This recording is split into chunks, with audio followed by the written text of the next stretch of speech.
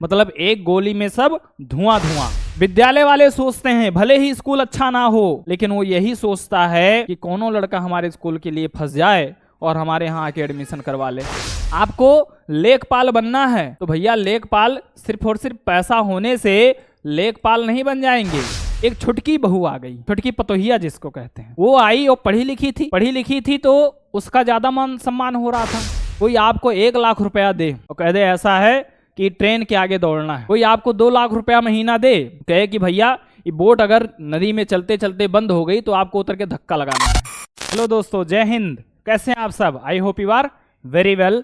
तो हम सभी जानते हैं कि बोर्ड एग्जाम काफ़ी नज़दीक है और इस कम समय में कितने बेहतर तरीके से कंटेंट आप सबके पास पहुँचे, इसके लिए हम आप सबके लिए लेकर आए हैं वन शॉट, मतलब एक गोली में सब धुआं धुआं।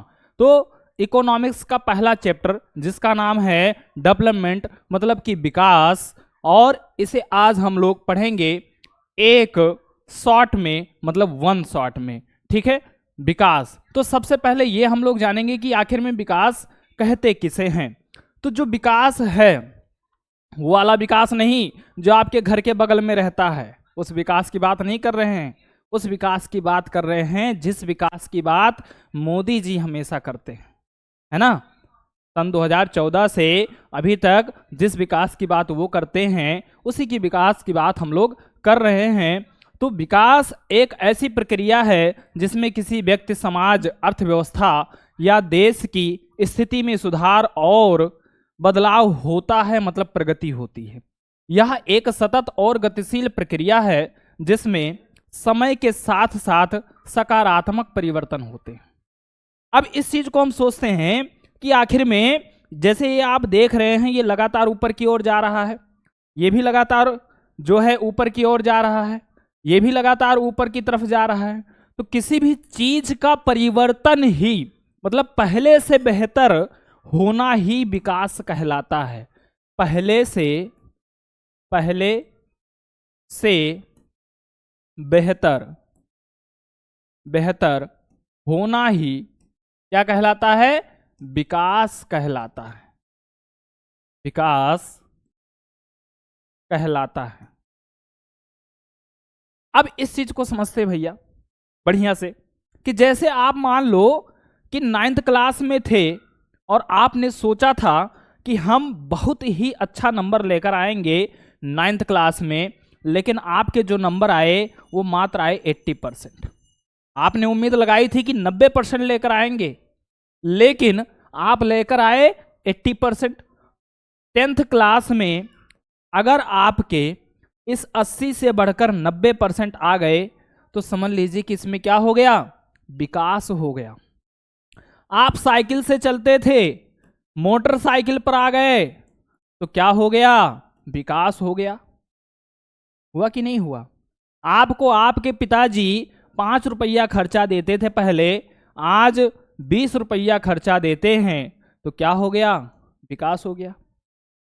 या फिर यूं कहिए कि आपके क्षेत्र में क्या बदलाव हो रहा है। जैसे आपके क्षेत्र में पहले कुआं था, है ना, अपने पिताजी से पूछिए, पहले कुआं था, आज सरकारी नल या आपके निजी नल लगे होंगे, मोटर लगे होंगे। ये सब क्या हो रहा है? विकास हो रहा है। पहले जहां लोग साइकिलों से चलते थे, आज सोच के देखिए लोग मोटरसाइकिल, कार से चल रहे हैं। तो ये क्या हो रहा है? साइकिल से मोटरसाइकिल पर आना, ये क्या है? विकास है ना। मतलब पहले से कुछ भी बेहतर हो जाए। पहले आप नमक रोटी खाते थे, आज अच्छा खाना खा रहे हैं, अपने घर में एक अच्छी जिंदगी जी रहे हैं। ये क्या है? विकास है। पहले आप छप्पर के घर में रहते थे, आज आप जहां रह रहे हैं 4 कमरे, 5 कमरे, एक अच्छा गार्डन, सब कुछ आपके पास है। ये क्या है? विकास है। पहले आपके अगल बगल जहां अस्पताल नहीं होते थे, आज वहां पर एक अच्छा अस्पताल, एक सामुदायिक केंद्र जिसे कहते हैं, वो आपके यहाँ उपस्थित हो गया है। तो ये क्या है? विकास है। आपके अगल बगल स्कूल नहीं होते थे, दूर जाना पड़ता था पढ़ने के लिए पहले, लेकिन आज के समय में आपके अगल बगल स्कूल खुल गया है। ये क्या है? विकास है। आई होप कि विकास आप अच्छे से समझ गए होंगे। जैसे पहले के समय में कच्ची सड़कें होती थी, लेकिन आज खड़ंजा या पक्की सड़कें हो गई हैं। ये सब कुछ क्या है? विकास है। ठीक है, आगे बढ़े, आगे बात किया जाए तो आगे हम लोग बात करते हैं प्यारे मित्रों कि विकास किसी भी देश के बहुमुखी विकास पर निर्भर करता है। बहुमुखी मतलब क्या होता है? बहुमुखी मतलब होता है कि कई तरीके से विकास करना, सिर्फ एक ही क्षेत्र में विकास नहीं, कई क्षेत्र में विकास करना। मतलब कृषि के क्षेत्र में, उद्योग के क्षेत्र में, फिर सेवा के क्षेत्र में, हर क्षेत्र में। जैसे 3 क्षेत्र आप पढ़ते हैं तो उन तीनों क्षेत्र में, प्राथमिक, द्वितीयक, तृतीयक, सभी क्षेत्रों में विकास करना ही बहुमुखी विकास कहलाता है। ठीक है, स्वतंत्रता, सुरक्षा, दूसरों से सम्मान मिलने की इच्छा, आर्थिक समानता और जीवन जीने का उच्च स्तर आदि सभी विकास के महत्वपूर्ण भाग हैं। मतलब यह है कि इंसान सिर्फ पैसा ही कमाए यही विकास नहीं है, उसके लिए स्वतंत्रता, सुरक्षा, समानता या आर्थिक स्थिति में बदलाव, ये सब कुछ विकास में आता है। आपके पिताजी आपको कितना अच्छा पैसा दें, 200-300 खर्चा दें, लेकिन आपके साथ व्यवहार गलत करें तो ये आपका पूर्ण विकास नहीं है, कहीं ना कहीं आपके साथ गलत हो रहा है। ठीक है, तो ये पूर्ण विकास नहीं है। आगे बात करें तो विकास का विस्तारित और व्यापक क्षेत्र निम्नलिखित पक्षों के द्वारा हम लोग स्पष्ट करते हैं कि लोगों के विकास के लक्ष्य अलग अलग हो सकते हैं। मतलब लोगों का जो विकास है वो अलग अलग हो सकता है। जैसे अभी 4 दिन पहले की घटना है दोस्तों कि शाहजहांपुर की बात है। एक यूपीपी सिपाही था और वो मोटरसाइकिल से जा रहा था, कोई बच्चा था पतंग उड़ा रहा था। आप सबको पता है कि आज के समय जो धागे प्रयोग किए जा रहे हैं जिसको माझा कहते हैं, वो चीनी माझा होता है। मतलब बहुत ही ज़्यादा क्या होता है, अगर किसी के हाथ कहीं पड़ जाए तो कट जाएगा। अब ऐसे ही वो यूपीपी सिपाही जो था उसका जो धागा था उसके गले में फंस गया। अब गले में फंसने से वो क्या हो गया, कट गया। पूरा नहीं कटा लेकिन इतना कटा कि जितने में उसकी मृत्यु हो सकती थी, और हॉस्पिटल जाते जाते उसका डेथ हो गया। तो कहीं ना कहीं जो पतंग उड़ा रहा था उसके लिए तो वो विकास था, लेकिन कहीं ना कहीं किसी और के लिए वो क्या था, विनाश था। मतलब कि अगर एक व्यक्ति के लिए जो विकास है वो जरूरी नहीं कि उसके लिए भी, सभी के लिए वो विकास ही हो, वो दूसरों के लिए विकास ना होकर विनाश भी हो सकता है। ठीक है, दूसरी बात कि इस दुनिया में जितने भी लोग हैं, जैसे कोई अगर किसान है तो किसान सोचता है मेरी खेती बेहतर हो जाए, मेरे फसल अच्छे तैयार हो जाएं, वो यही सोचता है। मोटर मैकेनिक है, जो मोटर मैकेनिक है वो क्या सोचता है, वो सोचता है भैया कि उसके यहाँ अच्छी से अच्छी गाड़ियां या फिर अधिक से अधिक गाड़ियां उसके यहाँ बनने के लिए आए, वो यही चाहता है। डॉक्टर क्या चाहता है भैया, डॉक्टर दिन भर पेशेंट का इंतजार करता है कि कोई ना कोई बीमार व्यक्ति आ जाए, है ना, ये तो सोचता है। वकील सोचता है किसी ना किसी का लड़ाई झगड़ा फंस जाए और दौड़ के मेरे पास आ जाए, है ना, क्योंकि उसको तो पैसा कमाना है। विद्यालय वाले सोचते हैं भले ही स्कूल अच्छा ना हो, लेकिन वो यही सोचता है कि कोनो लड़का हमारे स्कूल के लिए फंस जाए और हमारे यहाँ आके एडमिशन करवा ले, है ना। कंप्यूटर क्लासेस वाले सोचते हैं कि उनके यहाँ ना पढ़ के लोग हमारे यहाँ कंप्यूटर सीखें। तो लोगों का जो विकास का क्षेत्र है वो क्या है, वो अलग अलग है। मतलब लोगों के लिए विकास का जो लक्ष्य है वो क्या है, अलग अलग है, सबके लिए सेम नहीं है। आई होप कि ये बात आपको समझ में आ गई होगी। आगे हम लोग बात करते हैं अर्थव्यवस्था पर कि आखिर में अर्थव्यवस्था, अर्थ मतलब पैसा, व्यवस्था मतलब उसकी व्यवस्था करना।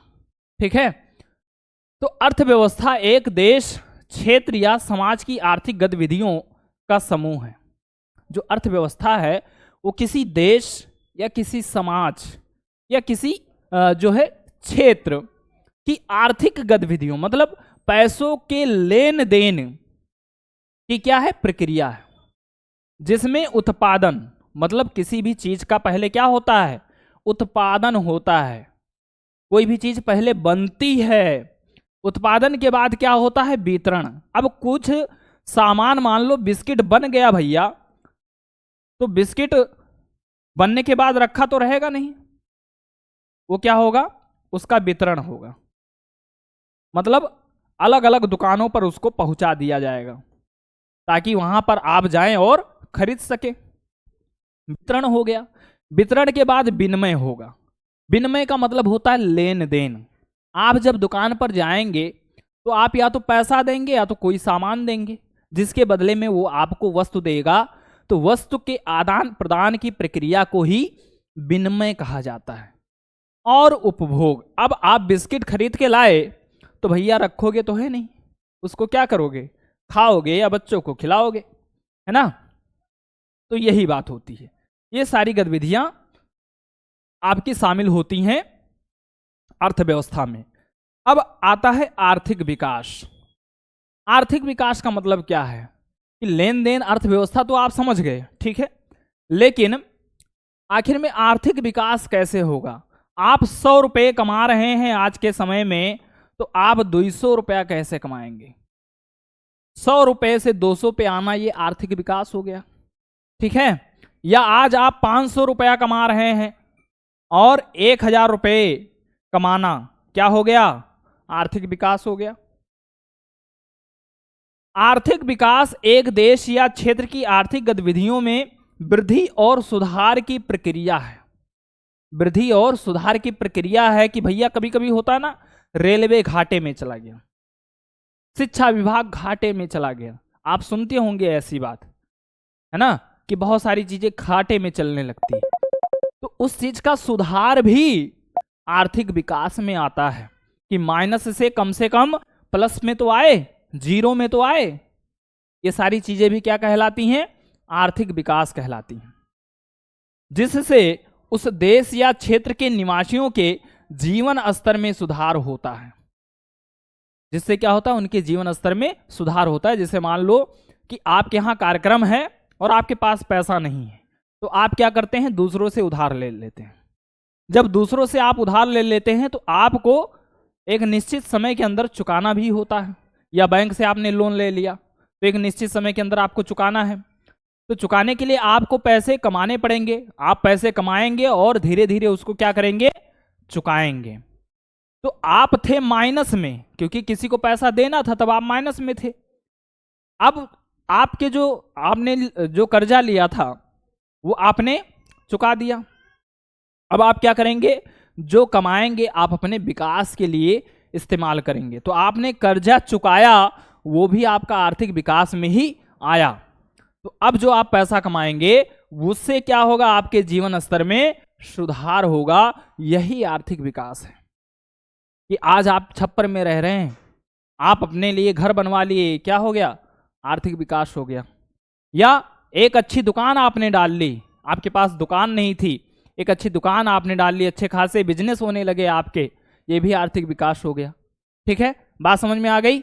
आगे चले तो आगे बात करते हैं हम लोग और आय तथा अन्य लक्ष्य के बारे में समझते हैं कि क्या इंसान के लिए सिर्फ और सिर्फ पैसा ही जरूरी है। ऐसा तो है नहीं, उसके साथ साथ कुछ और भी चीजें जरूरी होती हैं जिनके विषय में हम लोग चर्चा करेंगे। आय और अन्य लक्ष्य दोनों ही एक दूसरे से जुड़े हुए हैं। आय का स्तर व्यक्ति के लक्ष्यों को प्राप्त करने में मदद कर सकता है। मतलब कि जैसे कि आपको डीएम बनना है, आईएएस की तैयारी करनी है, तो आईएएस की तैयारी करने के लिए पैसा तो जरूरी है, लेकिन क्या सिर्फ पैसे होने से आप आईएएस बन जाएंगे? बताइए। आपको लेखपाल बनना है तो भैया लेखपाल सिर्फ और सिर्फ पैसा होने से लेखपाल नहीं बन जाएंगे, उसके लिए आपकी तैयारी भी होनी चाहिए, है ना। बात समझ में आ रही ना। जबकि लक्ष्य आय को बढ़ाने और वित्तीय सुरक्षा प्राप्त करने में मदद कर सकते हैं।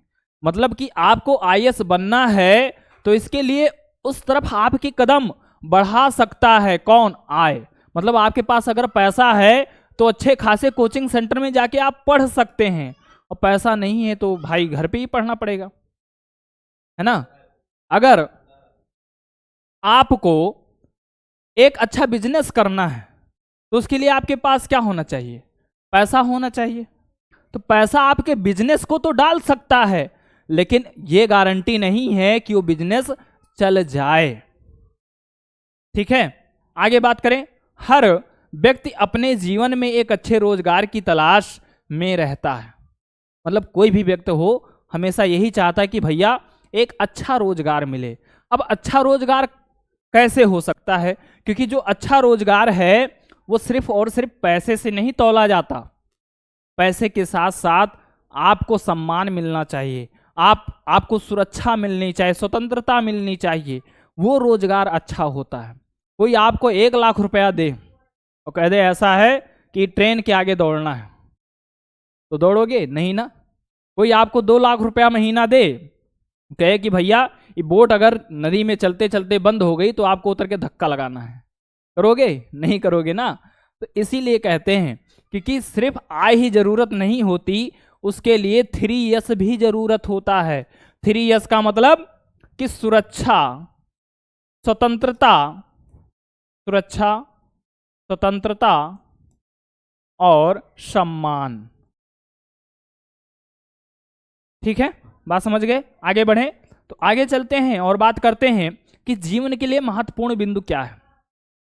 भौतिक लक्ष्य और गैर भौतिक लक्ष्य दोनों चीजें हम लोग समझते हैं कि भैया भौतिक लक्ष्य वो होता है जो सुबह से लेकर शाम तक जिन भी चीजों का आप जरूरत अपने लिए उपयोग करते हैं वो सब भौतिक लक्ष्य में आते हैं। और गैर भौतिक लक्ष्य वो होता है कि जो आपका मन करता है, आपका स्वास्थ्य, आपका शरीर जिस चीज पे डिपेंड होता है, जिस तरह सोचता है, जिस तरह रहता है, आपकी आंतरिक क्रियाएं जो होती हैं वो सब गैर भौतिक लक्ष्य होती हैं। जैसे कि आप चले गए 5 स्टार होटल और बहुत अच्छा खाना आपके सामने रखा हुआ है, भोजन रखा हुआ है, और पता चला कि आपको भूख ही नहीं है। ये भोजन किसी काम का है? कितना अच्छा खाना बना हो, है किसी काम का? नहीं ना। आप पता चला पिकनिक चले गए घूमने के लिए, और पिकनिक गए और पता चला कि सब तो बढ़िया एंजॉय से घूम रहे हैं, लेकिन आपका स्वास्थ्य ही नहीं ठीक है, तो पिकनिक किसी काम का है? किसी काम का नहीं है, है ना। या फिर बहुत अच्छा पेयजल आपके सामने रखा हुआ है, ठीक है, 20-30 रुपया लीटर वाला जो बोतल आता है, लेकिन पता चला आपके पास प्यास ही नहीं है। इस पानी का क्या मतलब है कोई मतलब? कोई मतलब नहीं है। तो इसीलिए कहते हैं कि जीवन के लिए सिर्फ और सिर्फ भौतिक जरूरतें ही नहीं, गैर भौतिक जरूरतों की भी आवश्यकता होती है हमारे जीवन में। ठीक है, आगे बात करें तो आगे हम लोग बात करते हैं और ये जानते हैं कि आखिर में राष्ट्रीय विकास क्या होता है। जो राष्ट्रीय विकास है वो ये है कि जैसे कोई किसान है, कोई व्यापारी है, कोई डॉक्टर है, कोई वकील है, कोई नाई है, सब अपने अपने तरीके से काम करते हैं, या कोई किराना का दुकान वाला है, सब लोग अपने स्तर पे सही से काम करते हैं, और हर एक लोग सरकार को टैक्स देते हैं। बहुत लोग टैक्स चोरी भी करते हैं, लेकिन मैं वास्तविकता की बात कर रहा हूं, कौन क्या करता है उससे हमारा कोई लेना देना नहीं है। हर कोई टैक्स भरता है, उस टैक्स से देश का विकास होता है। जैसे आप रोड पर चलते हैं तो टोल प्लाजा पड़ता है, तो वहां पर आप टैक्स देते हैं। कोई सामान खरीदते हैं, वहां पर आप जीएसटी भरते हैं। तो इन सारी चीजों से हमारे देश का क्या होता है? राष्ट्रीय विकास होता है। देश के विकास में लोगों की मानसिकता अलग अलग हो सकती है और परस्पर विरोधी भी हो सकती है। जैसे देश का विकास एक किसान अलग माध्यम से सोचता है, ठीक है, व्यापारी अलग माध्यम से सोचता है, शिक्षक अलग माध्यम से सोचता है, डॉक्टर अलग माध्यम से, परंतु राष्ट्र के विकास में उन लक्ष्यों को अधिक प्राथमिकता दी जाती है जो बड़े पैमाने पर लोगों का फायदा पहुंचाते हैं। मतलब हम आप जो लोग किसानी से जुड़े हुए हैं या जो शिक्षक हैं, ठीक है, उन सभी का हर एक क्षेत्र में लोगों का जो सेक्टर होता है, विकास का स्तर होता है, वो सबका अलग अलग होता है। लेकिन जैसे आपने नाम सुना होगा टाटा का, किसका? टाटा। इन लोगों को अलग वैल्यू दी जाती है। बिरला का, बिरला, या आपने नाम सुना होगा वोडाफोन का, आइडिया का, एयरटेल का। इन सबको अधिक क्या दी जाती है? प्राथमिकता दी जाती है कि देश के विकास में ये लोग भी अपनी राय दें। सरकार इन लोग से भी क्या करती है? राय लेती है। ठीक है, बात समझ में आ गई? आगे बात करें, और आगे हम लोग बात करेंगे कि राष्ट्रीय विकास की विशेषताएं। जो राष्ट्रीय विकास है आखिर में उसकी विशेषता क्या है? तो उसकी विशेषता है कि राष्ट्रीय विकास के अंतर्गत उन नीतियों को बनाया जाता है जो लोगों की अधिक संख्या के लिए उत्तरदायी होती है। मतलब ऐसे रूल नियम सरकार बनाती है राष्ट्र के विकास के लिए जो आपकी जरूरत के लिए क्या हो? फायदेमंद हो। जैसे किसान सम्मान निधि सरकार देती है, लोगों को पेंशन देती है, या अच्छी सड़क आपके लिए बनवाती है, या गांव गांव में सोलर लाइट लगवाती है, आपके अगल बगल अच्छे स्कूल बनवाती है, अच्छे हॉस्पिटल बनवाती है। ये सारी चीजें जो सरकार नीति बनाती है वो देश के विकास के लिए बनाती है। आगे, सरकार सभी के लिए न्याय पूर्ण और सही विकास का मार्ग फैलाने में सहयोग करती है। मतलब जो सरकार है वो ये नहीं चाहती कि किसी के साथ गलत हो, वो बस यही चाहती है कि जो भी हम करें उस सबके लिए न्यायपूर्ण हो, किसी के लिए अनहोनी ना हो, किसी के साथ गलत ना हो, सभी के लिए बराबर और समानता सबको हासिल हो। आगे बात करते हैं, जैसे औसत आय। अगला जो हमारा टॉपिक है वो क्या है? औसत आय। औसत आय का अर्थ है किसी देश, राज्य, नगर या अन्य क्षेत्र में रहने वाले जो व्यक्ति हैं उनका आय औसत मूल्य। यह किसी क्षेत्र की कुल आय को उस क्षेत्र की कुल जनसंख्या से विभाजित करके निकाला जाता है। जैसे एक घर था, वहां पर एक जो है रामू काका रहते थे, एक मंगरू, उनका नाम क्या था? मंगरू। एक का नाम था मान लो ढक्कन, एक का नाम था प्यारे। अब रामू काका जो है मान लीजिए कि 4,000 रुपया महीना कमाते हैं, और ये जो है वो मान लीजिए कि 10,000 रुपया महीना कमाते हैं, और जो ढक्कन साहब थे ये मान लीजिए कि जो है 7,000 रुपया महीना कमाते थे, और प्यारे जो है ये मान लीजिए कि जो है इनकी इनकम मान लो कि 4,000 ये भी कमाते थे। ठीक है, 4,000। अब 4 लोग हैं, कई लोग हैं? 4, और चारों लोग कमाते कितना है? देश की कुल आय ऊपर लिखनी है, तो 10 4 14, 7 21 4 25, सब लोग मिलकर कितना कमाते हैं? 25,000। सदस्य कितने हैं? 4। 4 से इसको अगर हम विभाजित कर देते हैं तो कितना आता है?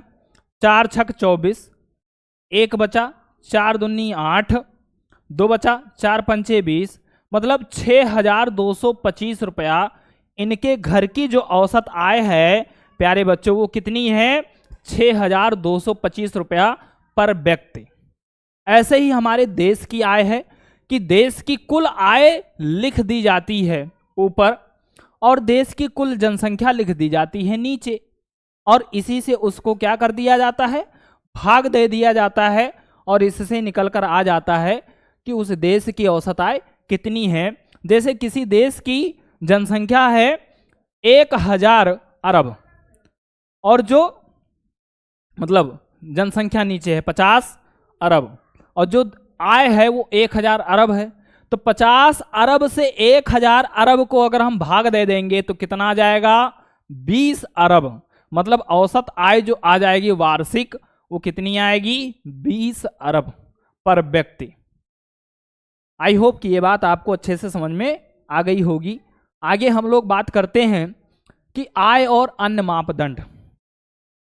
आय और अन्य मापदंड। तो भैया आय और अन्य मापदंड में हम समझते हैं कि लोगों की व्यक्तिगत आकांक्षाओं और लक्षण को देखने पर हमें पता चलता है कि लोग मात्र बेहतर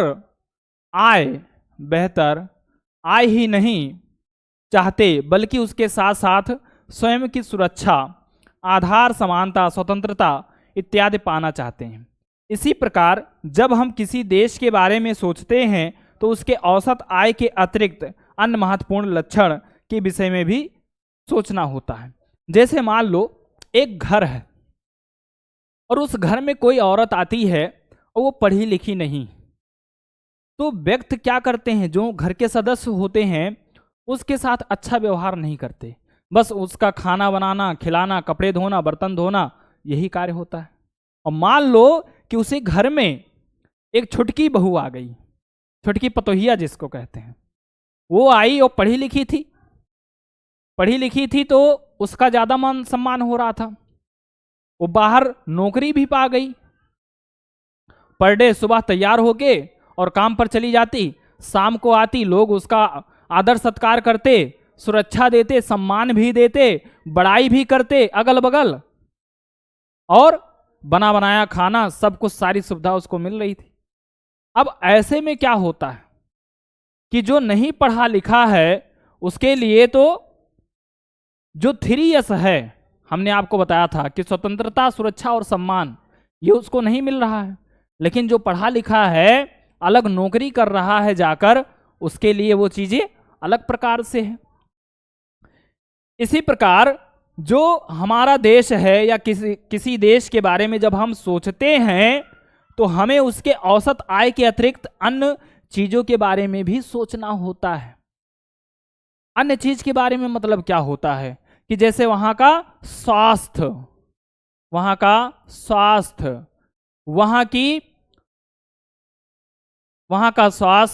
और वहां का साक्षरता, ये दोनों चीजें हमें देखनी होती हैं। और इसको निकालने के लिए हमने कुछ राज्य को चुना है, जैसे हरियाणा।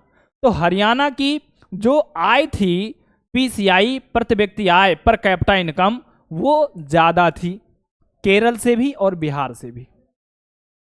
ठीक है, इनसे अधिक है। आप देख भी सकते हैं कि इनकी 2,36,147 है, जबकि केरल का 2,04,105 ही है।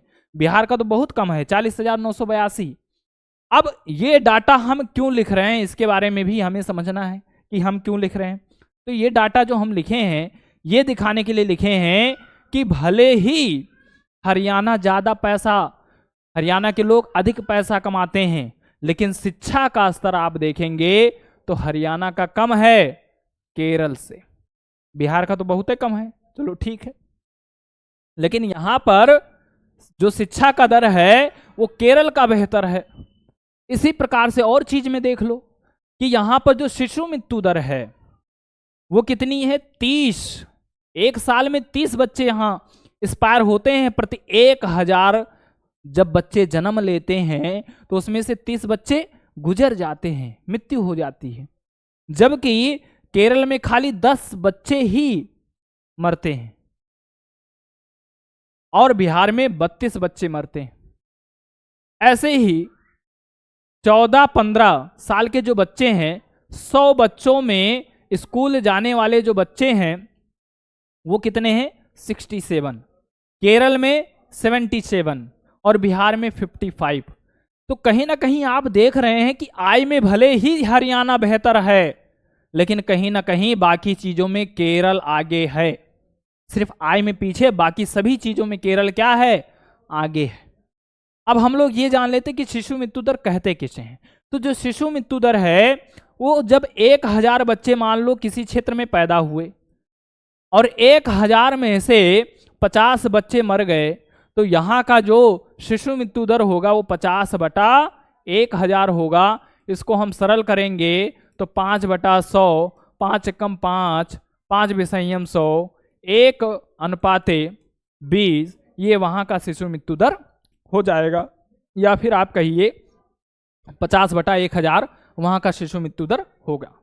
आगे साक्षरता दर। तो साक्षर कोई कब किसे माना जाता है? जब कोई 7 वर्ष या उससे अधिक आयु का हो जाता है और वो साक्षर हो, मतलब पढ़ा लिखा हो, अंगूठा टेक ना हो, वो साक्षर हो, तब उसे हम साक्षरता में गिनते हैं। आगे निवल उपस्थिति अनुपात। तो लिखा है कि 14 तथा 15 वर्ष की आयु के स्कूल जाने वाले कुल बच्चों का उस आयु वर्ग के कुल बच्चों के साथ प्रतिशत जब हम निकालते हैं तो उसे ही निवल उपस्थिति अनुपात कहते हैं। ये बात हमने यहाँ भी समझा दी थी आपको कि निवल अनुपस्थिति अनुपात, साक्षरता दर, शिशु मृत्यु दर। आगे बात करते हैं लास्ट पेज पर, और लास्ट पेज जो हमारा है मानव विकास रिपोर्ट। मानव विकास रिपोर्ट के बारे में हम लोग समझते हैं ह्यूमन डेवलपमेंट इंडेक्स के बारे में कि मानव विकास रिपोर्ट संयुक्त राष्ट्र विकास कार्यक्रम मतलब यूएनडीपी, अगर इसका फुल फॉर्म आप देखें तो यूनियन नेशन डेवलपमेंट और पी फॉर प्रोग्राम द्वारा प्रकाशित की जाती है, जो देशों के मानव विकास की प्रगति का मूल्यांकन करती है। यह रिपोर्ट मानव विकास सूचकांक मतलब HDI ह्यूमन डेवलपमेंट इंडेक्स पर आधारित है, जो 3 मुख्य पहलुओं पर केंद्रित है। पहला स्वास्थ्य, दूसरा शिक्षा और तीसरा आय। पीछे जो हमने बात किया है अभी यहाँ हमने आपको बताया भी था कि स्वास्थ्य, साक्षरता और प्लस आय, 3 चीजों पर वहाँ के बारे में जो आय है, प्रति व्यक्ति आय, वो निकाली जाती है। मानव विकास रिपोर्ट के अनुसार ही केरल और हरियाणा के स्वास्थ्य और शिक्षा में तुलना की गई है। अब इसके बारे में और जानकारी आपको दे देते हैं कि मानव विकास रिपोर्ट के अनुसार ही किसी भी देश को विकसित या विकासशील घोषित किया जाता है। जो आपका मानव विकास रिपोर्ट है यूएनडीपी द्वारा जारी किया जाता है, जिसका मुख्यालय न्यूयॉर्क है। 2024 में हमारे भारत का मानव विकास रिपोर्ट 134 था, लेकिन आपसे बोर्ड एग्जाम में जब पूछेगा तो आपको 134 नहीं बताना है, क्योंकि ये तभी आपको बताना है जब आपका सिलेबस 2024 या 25 में चेंज होगा, तब, नहीं तो नहीं। आपको बताना है 2018 के अनुसार, और 2018 के अनुसार हमारे भारत का जो HDI है ह्यूमन डेवलपमेंट इंडेक्स है वो है 130, और इस समय श्रीलंका काफ़ी बेहतर था हम लोगों से, उसका था 73। ठीक है, तो ये बात आप समझ गए कि जो है मानव विकास रिपोर्ट कौन जारी करता है? यूएनडीपी जारी करता है। यूएनडीपी का मुख्यालय न्यूयॉर्क कहाँ है? अमेरिका में है। और जो आपका मानव विकास रिपोर्ट है ये सर्वप्रथम कब जारी किया गया था? 1990 में। हमारे भारत के एक बहुत ही अच्छे जानकार जिनका आपने नाम सुना होगा, अमर्त्य सेन, और पाकिस्तान के रहने वाले थे महबूब उल हक। इन दोनों ने मिलकर और हमारे भारत के लिए मानव विकास रिपोर्ट जारी की थी। ठीक है, सबसे पहले तो आज का जो सेशन रहा कैसा रहा आप सब कमेंट बॉक्स में जरूर बताएं, और यदि आपके कोई डाउट या सुझाव हैं तो हमें कमेंट बॉक्स में अवश्य शेयर करें। मैं अगली बार उस डाउट को जरूर दूर करूंगा आप सबके। ठीक है, बाकी क्लास बेहतर रहा होगा उम्मीद करता हूं। फिर मिलेंगे नेक्स्ट सेशन में, तब तक के लिए लेते हैं आप सबसे विदा। So thank you, all the best.